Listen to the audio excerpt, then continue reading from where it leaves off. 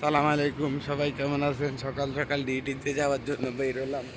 বের হয়ে দেখি অনেক রোদ। এই তাপমাত্রায় কিভাবে ডিউটিতে যাবো চিন্তা করতেছি। তারপর আস্তে আস্তে আস্তে আস্তে ফাঁকে একটু একটু করে হাঁটাহাঁটি করতে করতে করতে করতে আমি আমার গন্তব্যস্থান ডিউটিতে চলে যাই। তার মাঝে দেখলাম বের হয়ে গাড়ির অনেক জ্যাম। মনে করলাম একটা ট্যাক্সি করে চলে যাবো, এখন ট্যাক্সিতে উঠলে অনেক সময় লাগবে। এখানে আর ট্যাক্সিতে যাইতে পারি নাই।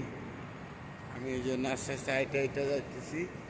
রোদ অনেক গরম, অনেক কষ্ট হচ্ছে ভাই।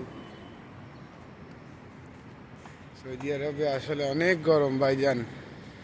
সৌদি আরবে এমন কষ্ট, গাড়ি আছে যার কাছে ব্যক্তিগত গাড়ি আছে, কারণ তেলের দাম কম, গাড়ি নিয়ে এরা বাইরেতে কোনো সমস্যা নাই। এক একজনের কাছে, ফ্যামিলির ভিতরে একজনের কাছে একটা একটা গাড়ি আছে। আমরা ডিউটি যাওয়ার জন্য বেরোলাম। অনেক গরম ভাই। 5 মিনিট হাঁটার পরে অফিসে যাই জন্য নাকটা একটু নিঃশ্বাস টানছি। তারপর যখন নাকের দিকে একটু পানি বাইরে, তখন রক্ত বাইর হয়। কাকে বুঝাম এই প্রবাসের কষ্ট ভাই।